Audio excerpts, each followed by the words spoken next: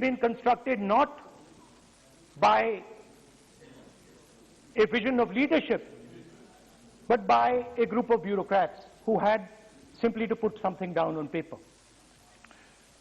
So what did the presidential address miss? What did the presidential address not speak about? What did the presidential address hide from the people of India? I think there are three fundamental things that were not spoken about in the presidential address. The first, and what I consider to be the most important, is the idea that there are now two Indias. There is now no longer one India. There are two Indias. One India is for the extremely rich people, for those who have immense wealth, for those who have immense power, for those who do not need a job, for those who do not need water connections, electricity connections, but for those who control the heartbeat of the country. And then another India. Another India. आपके जब नेता बोलेंगे ना, फिर हम भी खड़े होंगे उस समय। एक बात कर लीजिए। ये प्रेसिडेंशियल एड्रेस की एक गरिमा होते हैं। जब आपके बोले थे कोई भी नहीं खड़ा हुआ यहाँ तक। इस गरिमा को मद्देनजर ये चर्चा करना चाहिए। नेता सत्ता पक्ष के भी है, नेता विपक्ष के भी है। हमारे नेता भी बोल रहे हैं, समय हमें दिया गया। इस सूची में हम बोल रहे हैं, अगर आप ये चाहें कि हमारे नेता को बोलने में बाधा डाले जाए, तो मौका हमारे भी आएंगे। आपको नेता जब यहाँ बोलने उठेंगे, हम भी इस तरह की बाधा डालेंगे। ये आपको समझा रहे हैं, चेतावनी दे रहे हैं। ऐसा नहीं, हम लोग डरे हुए नहीं है। हम अपना बात रखना चाहते हैं, अधिकार है हमारा। प्लीज नो प्लीज बैठिए, बोलने सभी अध्यक्ष महोदय।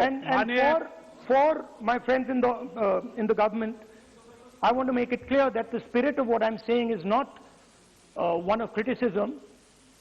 The spirit with which I speak is one of discomfort with the state of our country.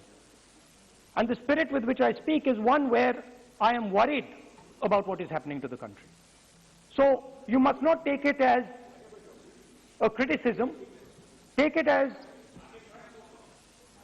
a citizen of the country who is concerned about what is going on. धन्यवाद। तो दो हिंदुस्तान बन रहे हैं।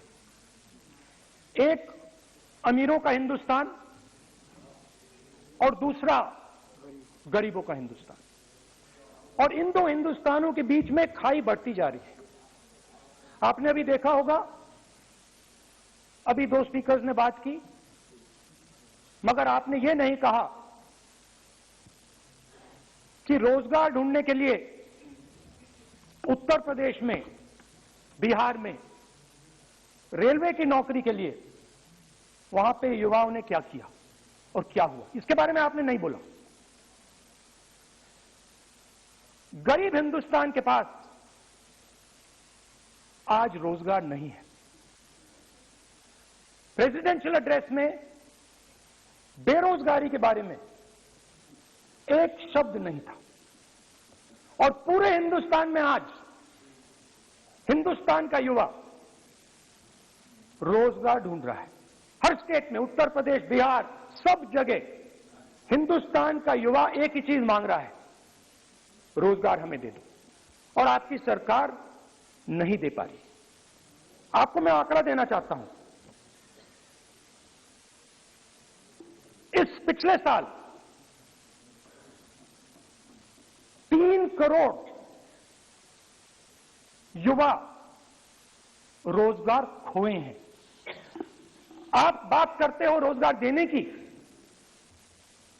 2021 में 3 करोड़ युवा रोजगार खोए हैं।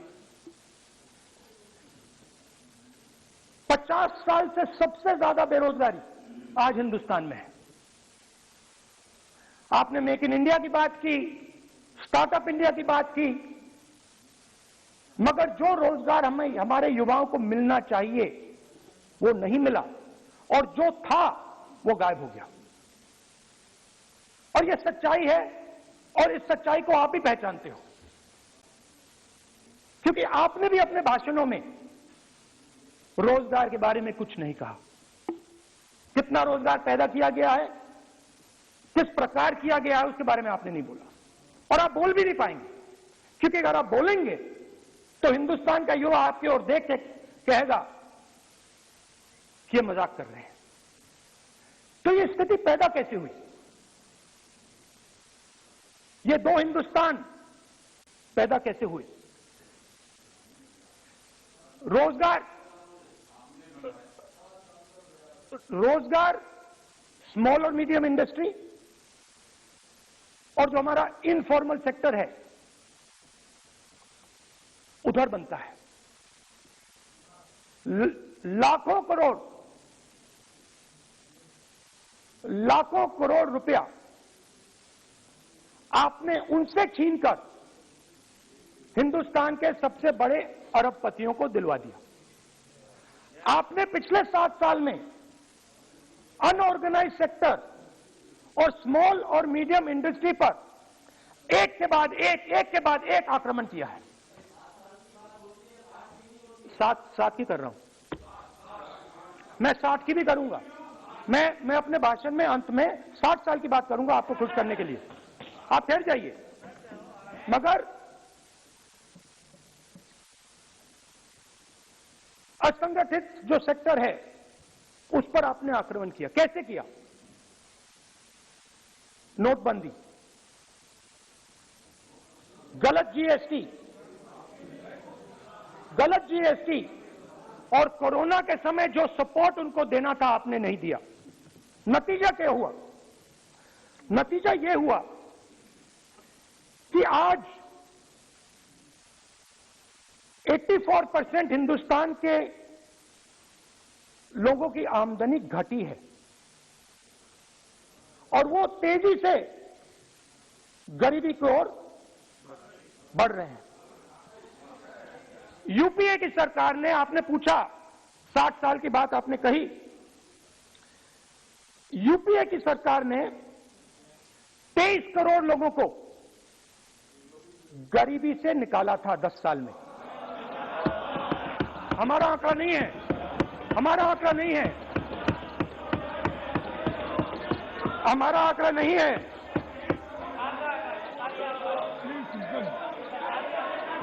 आप हंसिए, हमारा आंकड़ा नहीं है, यह सच्चा आंकड़ा है।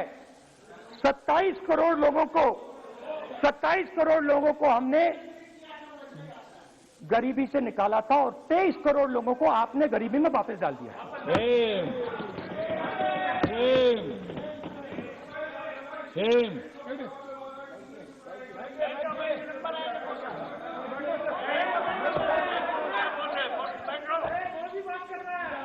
और हो क्या रहा है? फॉर्मल सेक्टर में मोनोपोलीज बन रही हैं। किसी भी आप सेक्टर में देखिए, और सबसे 2 मोनोपोलिस्ट के बारे में थोड़ा सा बोलूंगा। उसको वो कोरोना के समय अलग अलग वेरिएंट्स आते हैं ना, डेल्टा, ओमिक्रॉन, वो AA वेरिएंट है। और वो पूरा का पूरा हिंदुस्तान की जो अर्थव्यवस्था है उसके अंदर फैल रहा है। आपने बात उठाई तो मैं उसके बारे में पहले बोल देता हूं। एक व्यक्ति को, नाम नहीं लूंगा, एक व्यक्ति को हिंदुस्तान के सब पोर्ट्स,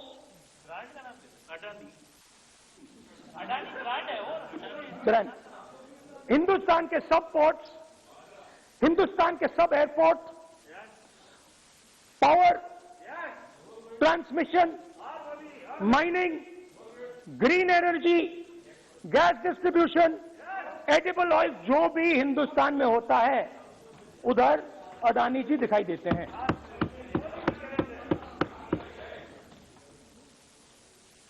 और दूसरी side Ambani ji petrochemicals, telecom, retail, e commerce में मोनोपोलियां। तो पूरा का पूरा धन जो है चुने हुए लोगों के हाथ में जा रहा है। और आपने जो असंगठित सेक्टर को खत्म किया, देखिए अगर आप इनफॉर्मल सेक्टर को खत्म कर देते और मैन्युफैक्चरिंग जॉब्स आप क्रिएट कर देते तो फिर इतनी प्रॉब्लम नहीं आती, फिर दो हिंदुस्तान नहीं बनते। मगर आपने क्या किया? आपने असंगठित सेक्टर को खत्म कर दिया। नोटबंदी, जीएसटी, कोरोना, सारे के सारे जो स्मॉल और मीडियम बिजनेसेस हैं उनको आपने बंद कर दिया। बोलने दीजिए। सारे के सारे जो स्मॉल एंड मीडियम इंडस्ट्री है आपने उसको खत्म कर दिया, नष्ट कर दिया।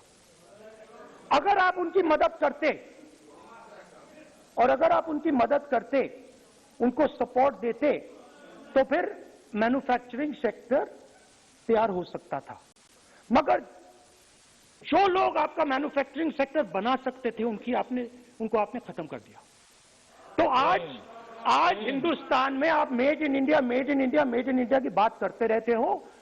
मेड इन इंडिया हो ही नहीं सकता। आज बात खत्म हो गई है, क्योंकि मेड इन इंडिया वाले हैं कौन? मेड इन इंडिया वाले स्मॉल मीडियम वाले हैं, उनको आपने खत्म कर दिया। मेड इन इंडिया वाले कौन हैं? असंगठित लोग हैं, उनको आपने खत्म कर दिया, हटा दिया, परे कर दिया। मेड इन इंडिया नहीं होने वाला है। अरे भाई, मेड इन इंडिया करने के लिए स्मॉल और मीडियम इंडस्ट्री को ही बड़ा करना पड़ेगा। बिना स्मॉल और मीडियम इंडस्ट्री को सपोर्ट दिए मेड इन इंडिया हो ही नहीं सकता है। और अगर आप पूछते हैं तो मैं आपको बताता हूं, मैन्युफैक्चरिंग जॉब्स की अगर हम बात करें तो मेरे पास आंकड़ा है यहां पे, पिछले 5 साल में मैन्युफैक्चरिंग जॉब्स 46% कम हुए हैं। 46% drop in manufacturing jobs in India. Why? Because you have destroyed the unorganized sector. Why? Because you have destroyed MSMEs. That is why you are focusing completely on 5 or 10 people. I don't have a problem with that. I don't have a problem with big industry. Focus on them. But please realize that they cannot produce jobs for you. Small and medium industry is the only people who can produce jobs for you. That is the reality. और हो क्या रहा है? 2 हिंदुस्तान बन रहे हैं। आप यहां पे भाषण देते रहते हो, नया Hindustan, new India, make in India, और कौन से नारे हैं? Startup India. आप ये बोलते रहते हो और देश में बेरोजगारी फैलती जा रही है। और आप ये मत सोचिए कि ये जो गरीब हिंदुस्तान है जिसको आप बना रहे हैं, ये मत सोचिए कि ये चुप बैठा रहेगा। ये मत सोचिए कि ये चुप बैठा रहेगा। ये चुप नहीं बैठा रहेगा। इस हिंदुस्तान को सब कुछ दिख रहा है। इस हिंदुस्तान को दिख रहा है कि आज, सुनिए, इन लोगों को दिख रहा है कि आज, ये आंकड़ा आप सुनिए, ये आपकी सरकार की देन है, ये आंकड़ा अच्छी तरह सुनिए। इस गरीब हिंदुस्तान को दिख रहा है कि आज हिंदुस्तान के 100 सबसे अमीर लोगों के पास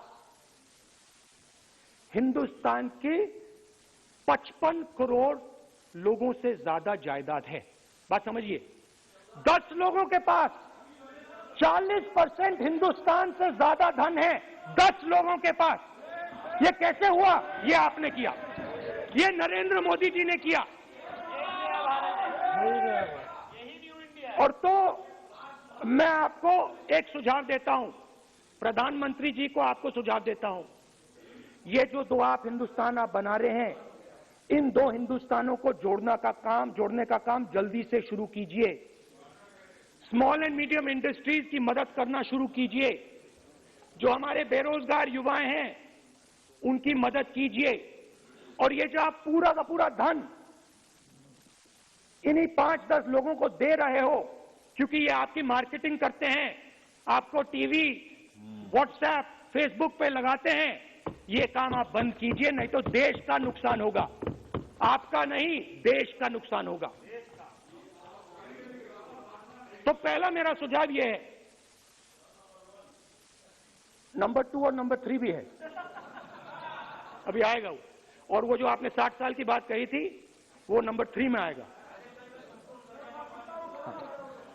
Now, I'd like to speak. There are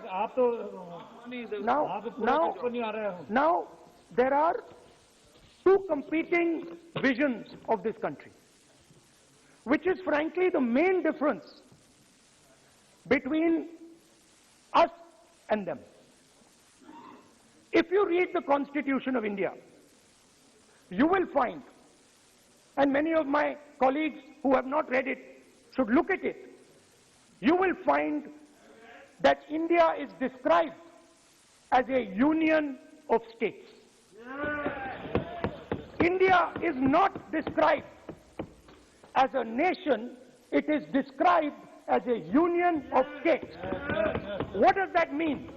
That means my brother from Tamil Nadu has to have the same right as my brother from Maharashtra, as my sister from Maharashtra, as my brother from Uttar Pradesh, as my brother from Bihar, as my sister from Manipur, Nagaland, Mizoram. That's what it means.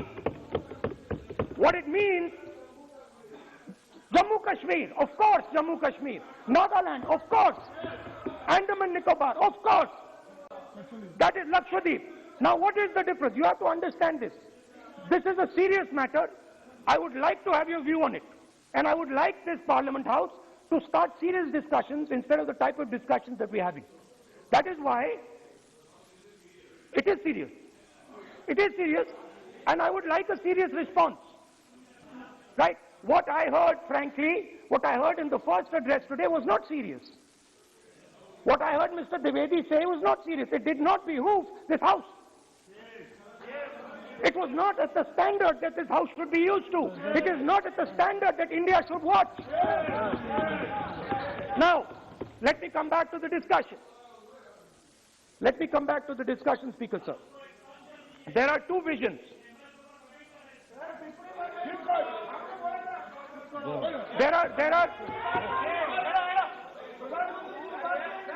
There are two visions of this country.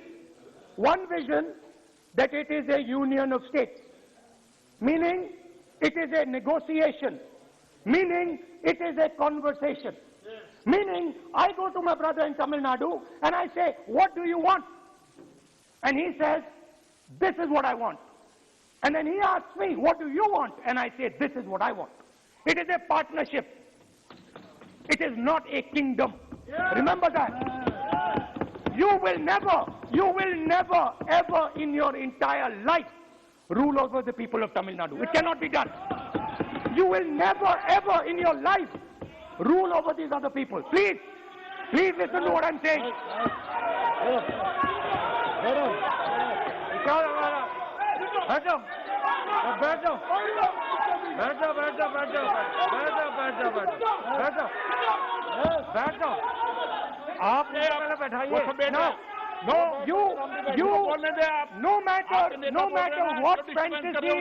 No matter what fantasies you might have, you will never ever rule over the people of the states of India.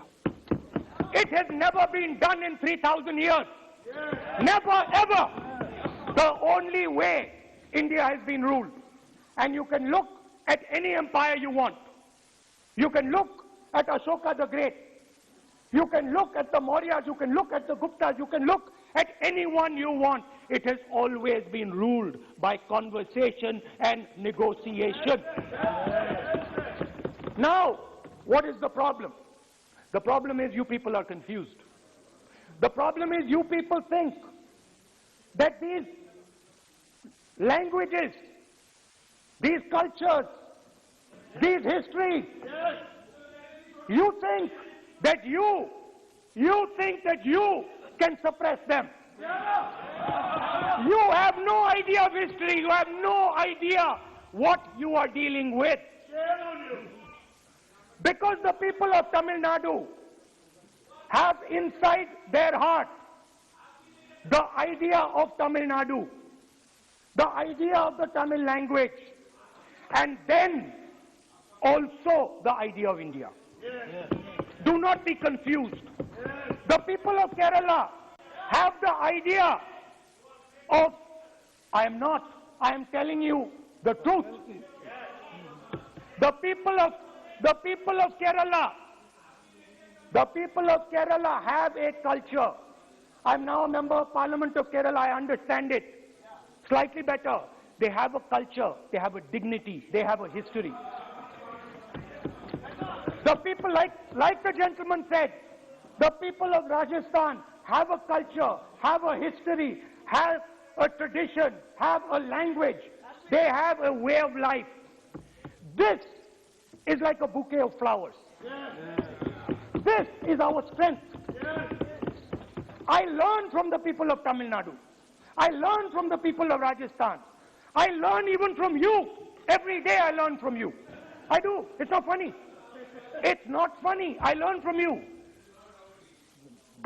Right? It's not funny. Anyway, there is another vision.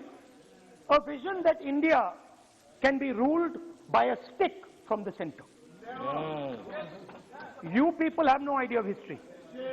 Because every time it has been attempted, that stick has been broken and smashed. Now what is happening as a result of your flawed vision of the country? Two Indias are of course being created.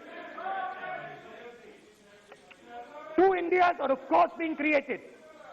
Speaker, sir. Adhyaksh Mahoday. So what is happening? What is happening as a result of this flawed vision? Two Indias, उस पर भी बोलता हूँ, उस पर भी बोल देता हूँ, मैं उस पर भी बोल देता हूँ, मैं इमरजेंसी में भी बोल देता हूँ, कोई प्रॉब्लम नहीं है, मैं बोलने से नहीं डरता हूँ, आप उनका मैं डरता नहीं मैं बोलने से, आप anyway, so there are two visions. One is a union of states, union of languages, union of cultures, a bouquet of beautiful flowers that can challenge any power in the world.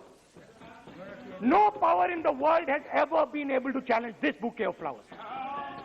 Now, there is another vision, a centralizing vision, the vision of a king. The idea of a king, which the Congress removed in 1947. We smashed that idea of a king. Now that idea of a king has come back. That there is a king, a Shahin Shah, a ruler of rulers, a master of masters. Now what is happening? Now, Speaker sir, what is happening? आप बीच में मत बोलिए. Now, Speaker. हाँ, सबको. Now, Speaker sir, what is happening as a result of this flawed vision? What is happening is that the instruments of the conversation between our states, the instruments of the conversation between our peoples, what we call the institutions of our country, are being attacked and captured by one idea. So, for example, today, the idea of Tamil Nadu is excluded from Indian institutions.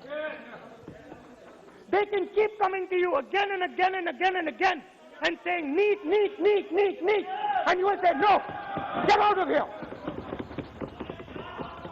Right? They do not have a voice in your framework. The farmers of Punjab can stand up and say, we do not agree with these three laws. They do not have a voice in your framework. Only the king has the voice. The farmers can sit for 1 year. They can sit for 1 year outside in Corona. They can die, doesn't matter. The king does not agree. you do not listen to anybody. And even all of you, my dear brothers and sisters in the BJP, I saw my Dalit colleague speak today, Paswanji. I saw him. Yes. He knows the history of the Dalits. He knows who has oppressed the Dalits for 3,000 years. And he is speaking with a hesitancy. He is speaking without... I am proud of him. I am proud of this gentleman. He has spoken to me what is in his heart. I am proud of this man. But he is in the wrong party. Don't worry, घबराइए मत.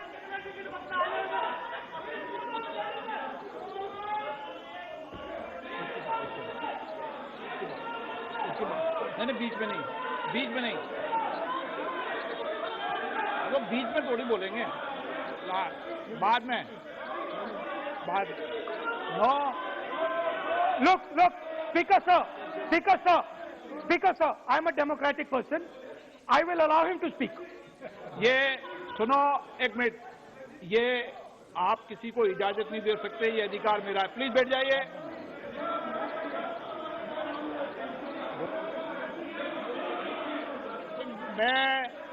आप वो इजाजत दे सकते हैं क्या आसन को? वो इजाजत देने का अधिकार नहीं है. ये अधिकार आसन का है. किसको इजाजत देंगे, किसको नहीं इजाजत देंगे? माननीय राहुल गांधी, प्लीज बैठ जाइए. मैं दूंगा आपको मौका, मैं आपको मौका दूंगा. So, Speaker sir.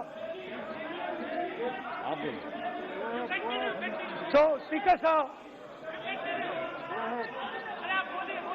माननीय सदस्य प्लीज बैठिए, मैं आपको मौका दूंगा. बोलते रहे आप.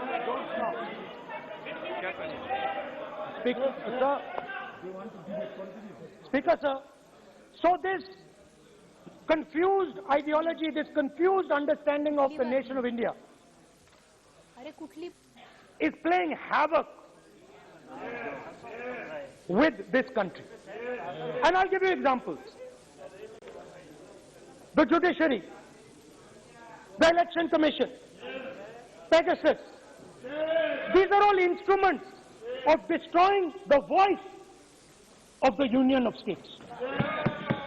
When you apply Pegasus on an Indian politician, when the Prime Minister personally goes to Israel